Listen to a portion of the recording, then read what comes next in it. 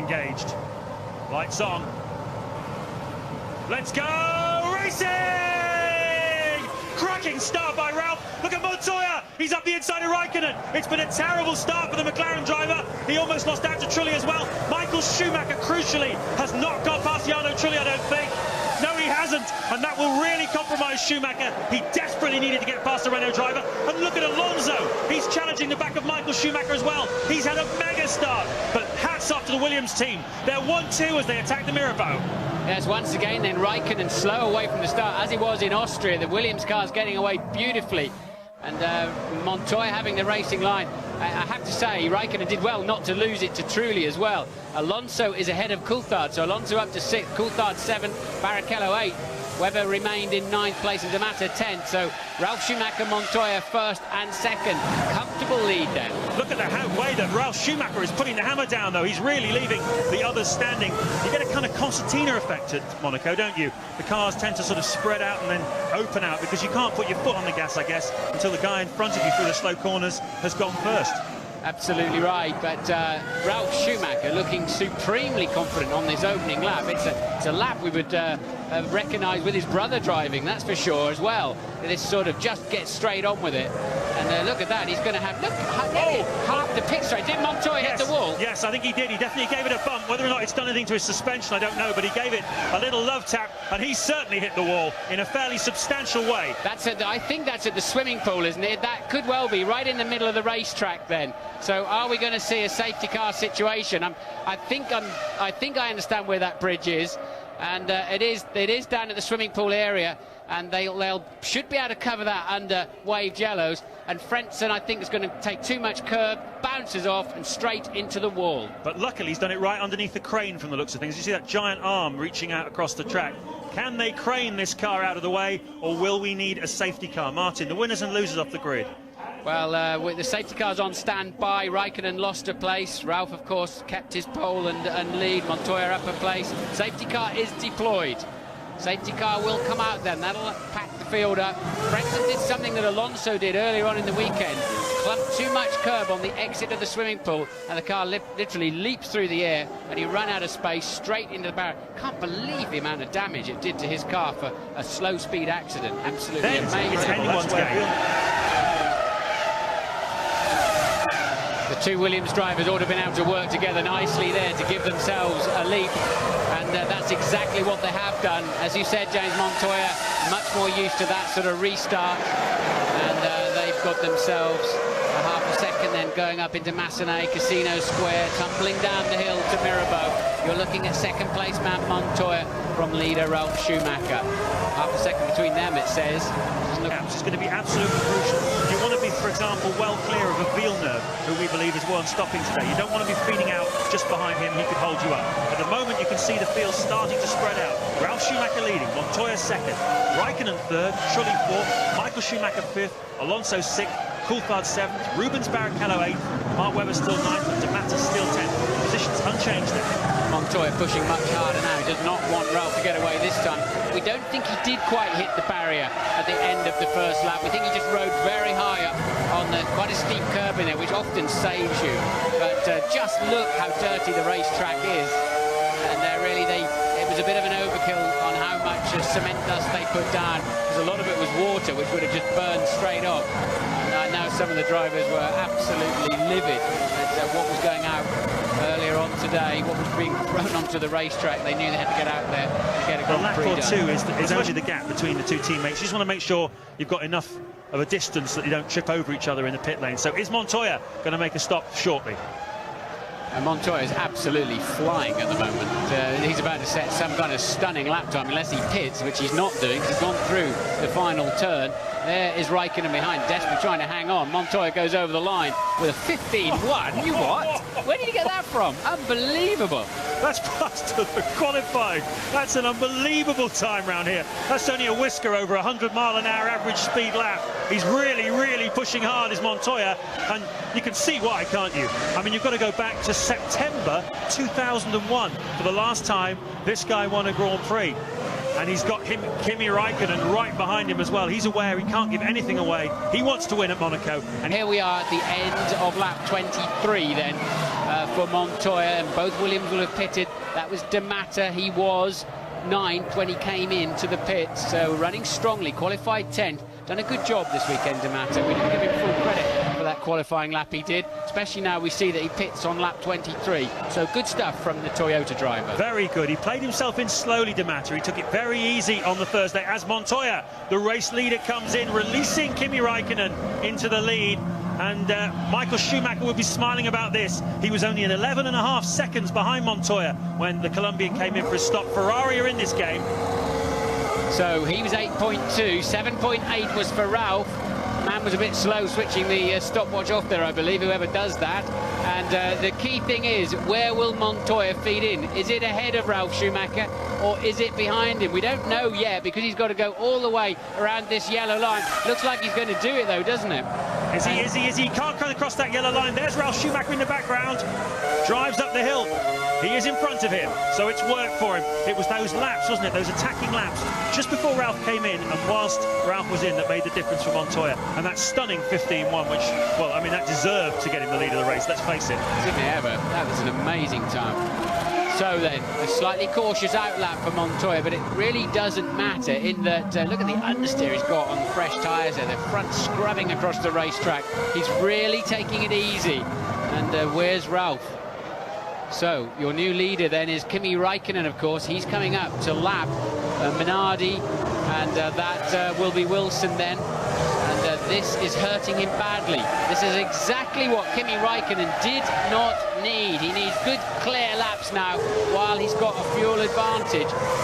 And this is hurting him badly. Well, sorry, Martin, he lost 0.7 of a second on that last lap alone compared to his previous lap time, being caught up in traffic, and this lap he's on now is going to cost him even more dearly. No question about that. Raikkonen at the moment then leading from Trulli, Michael Schumacher third. But all of those three yet to make a stop. Alonso yet to make a stop in fourth, Coulthard fifth, Barrichello sixth, Montoya seventh, Ralf Schumacher eighth. They have made their stops. And they are both on two-stop strategies this afternoon. They're both going to have to stop again around about the mid-lap 40 sort of area. So this is all being computed now by the strategists at McLaren and Ferrari. They're thinking, OK, we know how much fuel we've got left in this car ourselves. What are we going to do now to get back, to get ourselves ahead of the Williams in this race?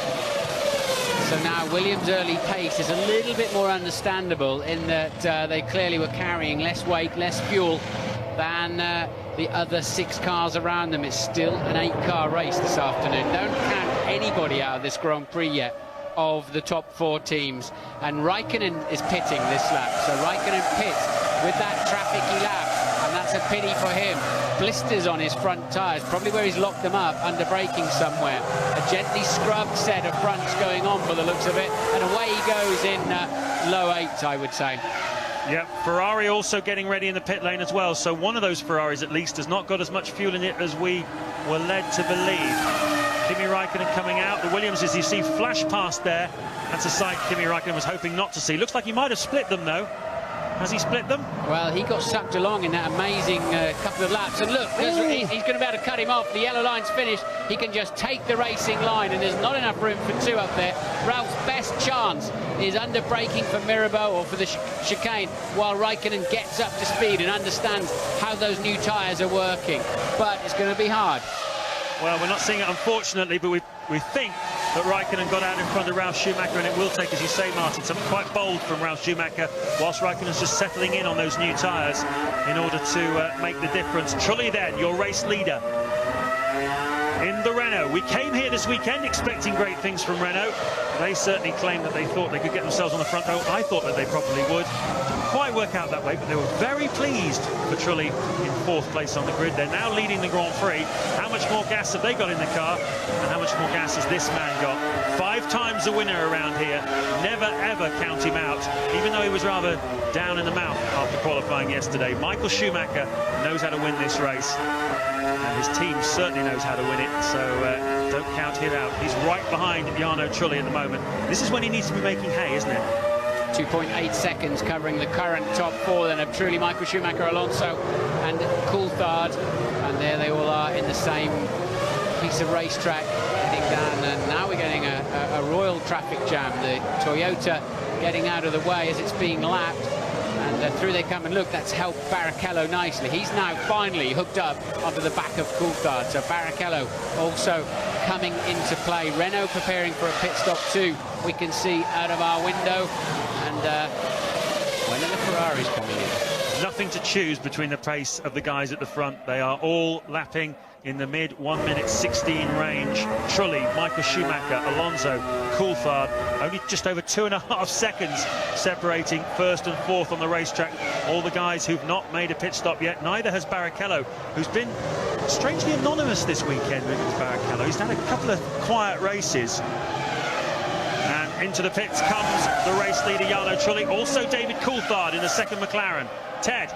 Crucial pit stop for Jarno Trulli. He's stopping right in front of me. Let's carry this one very carefully. Everyone's very aware of the fuel problems after Austria. Everyone in extra special fireproofs. He's off. That's a great stop. That was a good stop. That was a very quick stop. The chief strategist at Ferrari will have been doing his sums here. He'll look and he will see that his car, Michael Schumacher, is 13.6 seconds ahead of Montoya, 16.5 ahead of Raikkonen, and 21 ahead of Ralf Schumacher. So whatever happens here, he's not going to rejoin in front of any of those guys. So will he fuel it to the finish at this point? Because he knows that all of those guys have got to stop again. For track position, he might well try it. Let's see what he's going to do. Well, he's not going to do anything at the moment because Michael's not stopping. Well, of course, they've recalculated how much fuel is used lap by lap and how much fuel is saved underneath the behind the safety car, and pits then for Rubens Barrichello. He was just 5.4 seconds behind Michael. He's had a very good stint of this race between laps 20 and 30, and Barrichello has brought himself nicely into play. That is not a fuel to go to the end of the race though, James, is it? 9.2. No, that's two-stop fuel as well. So maybe Michael will do the same thing. Catch a load of this. A 1:14.7 for Michael Schumacher. Gary Anderson is on the pit wall. Gary, can you hear me? Yeah, hello Martin, how you doing? Yeah, we're doing okay. How are you doing, more to the point? Yeah, we're okay. I mean, it's a difficult one with the strategy, obviously. We're all trying to do the best thing possible. The Ferraris have surprised everybody a little bit, I think, by ending up going as far as they're going. But yesterday's qualifying sort of showed they were going to go quite long. Yeah, so you've got Fisichella down in 11th place. He's doing okay. He's lapping in the 17s. What can you do for him now for the rest of the afternoon? Well, obviously we've got another stop to do, so it's just going to be a matter of luck of the draw. We're stuck with that strategy right at this point in time. And Villeneuve's the one that could sort of bump us. He ran a bit longer, and I think he might have got us just it's very close there. Yeah, Michael Schumacher finally pits then at the end of lap 31, Gary. Gary Anderson, of course, technical director of Jordan. Well, are you surprised he could go so far? Well, it's pretty impressive for the lap time they did yesterday, actually. You know, and keeping his cool and staying out of trouble. He's obviously got a pretty good car. The tyres have been pretty stable, so he's done a very good job there. He has, hasn't he? He's put 9.1 seconds worth of fuel in, so we reckon he'll have to come in again. Yeah, they're not going to try and fuel him to the end. Yeah, it does look like that, and it's just a little bit of a surprise, actually, I must admit, because I thought they'd have taken that advantage of getting it. It's not too much further. We're going to leave you there because Ralf Schumacher's managed to stay in front of Michael Schumacher, but only just. So it's all going to shake out now. They've all made a pit stop in the top 13 cars in the race. Schumacher brothers didn't do the same job in third and fourth. Yeah, the last few laps, Montoya and Raikkonen, absolutely amazing. Montoya has come into the pits. There he is. Juan Montoya, new set of Michelins going on. Kimi Raikkonen takes over the lead of the race. He'll get out behind Michael Schumacher, I think, but ahead of Jarno Trulli. So Montoya will slot into third place. Yes, and look at this. Kimi Raikkonen does a 1:14.5 on that lap, a new lap record, and the fastest ever lap of Monaco. And this is his moment. He managed to stop some 2 laps later than Montoya. The first round was 2 laps later. He's got 2 laps to try to make up a 3.9 second deficit. And so, as I said at the beginning of the programme, the key thing now is going to be space. It looks as though Williams have got Montoya out into space. Is Raikkonen in space, or has he got traffic to deal with? That could decide the outcome of this Grand Prix. As Montoya, well, he takes it nice and easy on his outlap, as we saw before. You don't want to really muller the tyres, do you? Here's Raikkonen, is it? he might be taking it easy, but he mustn't take it too easy, because this man is absolutely flying. And in his ear, McLaren have said, push, you've got to push now. Now's the time. We can get you out in front of the Williams, but you've got to make it stick now for 2 or 3 laps. Raikkonen comes over the line again. This time it is a 1:14.8. Another good lap then from Kimi Raikkonen.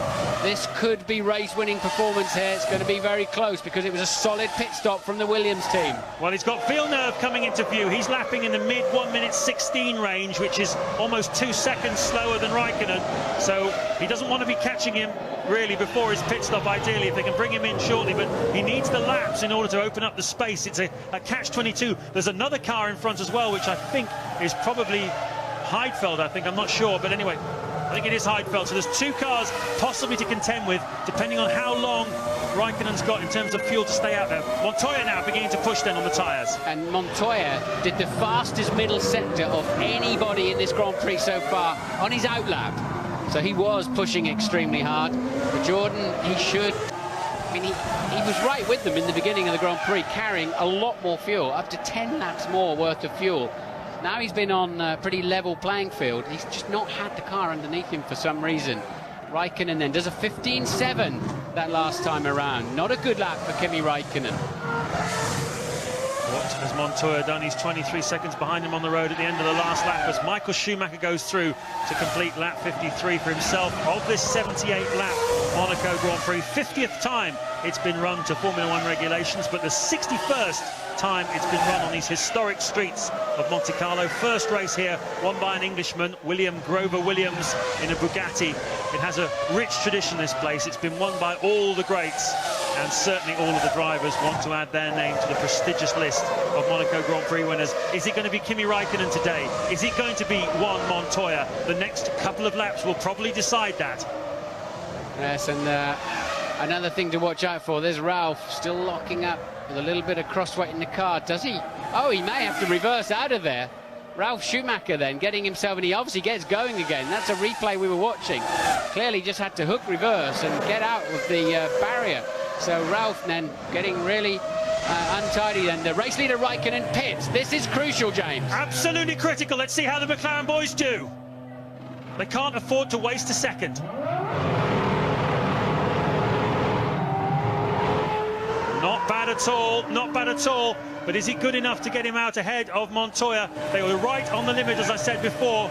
Montoya now exiting Noakes. He's going past me on the start-finish straight. He is still in the lead of this Grand Prix. Juan Pablo Montoya has managed to hold on. Kimi Raikkonen just a little bit compromised in the last lap or two for some reason, and the stop perhaps a whisker slower than McLaren would have liked, I think. Yeah, it's 8.9, not what they needed. They need something in the sevens there, and a couple of not so good laps. Certainly his in-lap didn't appear to be that good. Michael Schumacher's built an 11.8 second lead, and he pits. Well, that's a bit earlier than 9.7 seconds with the fuel worth, that's for sure. Anyway, he's in the pits, and this he should be able to get out fairly securely. Well, he's going to worry about Alonso, actually, because Fernando Alonso has got to 21 seconds behind him. It's going to be quite marginal, I think, between the Ferrari driver and the Renault driver when he comes out of the pit lane. Depends a bit on whether Alonso's been bought by traffic. Here comes Fernando Alonso now out of Noakes corner, flashes past me down the pit straight. There he goes, and he is ahead of Michael Schumacher. That's interesting. Yes, Alonso's got to stop again. Yeah, absolutely. Still got to stop again, but it's going to be very interesting to see how he plays out, as Barrichello also got ahead of Michael Schumacher, and Rubens also has to stop again. Yes, Rubens, if Michael well, they're going to pull Rubens in straight away anyway, so that's just not an issue. Otherwise they would quite rightly just move Rubens out of the way and let Michael through, now that they're really out of sync for the for positions. So Montoya leads by just 1 second now from Kimi Raikkonen, and it really is now a two-horse race to the end of this Grand Prix, and there it is, right in front of your eyes as they head down towards Tabak, with the swimming pool unfolding in front of them. And I don't see anywhere where there's a weakness in that Williams that Raikkonen might explore a passing opportunity. He'll just have to wait for back markers or a mistake. Yes, well, they've been chasing each other all afternoon, these two.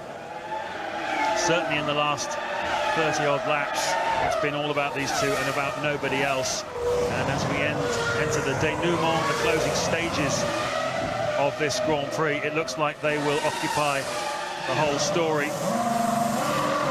Rubens Barrichello there, looking into his final stop. He was 5th when he came in, and will feed back, no doubt, in the 8th place that he occupied before. Renault getting ready also for Fernando Alonso. Ralf Schumacher there going through frame. Trulli, Coulthard, so yes, Rubens slots in behind them in 8th place. He'll get a point for that, but I think he'll probably wish that he'd had a better Monaco weekend. Rio Ferdinand, wouldn't mind any of them in my team. Wouldn't mind Montoya in my team today. He's certainly done a great job, hasn't he, out front there? Certainly would be my driver of the day. Great start from him, solid performance, put Ralf Schumacher under pressure, has his car set up nicely, and he seems to really have a handle on Kimi Raikkonen, doesn't he? It'd be quite good fun. He'll probably quite enjoy backing Raikkonen into Michael Schumacher, metaphorically speaking, so that he can have a bit of aggro there. There's Michael then, chasing as hard as he can. We're on lap 77, and the gap down to just 2.5 seconds, but Montoya has got it under control. It's not really like Michael Schumacher to be desperately trying to get into the winner's photo at the end, is it? He's normally there almost by right.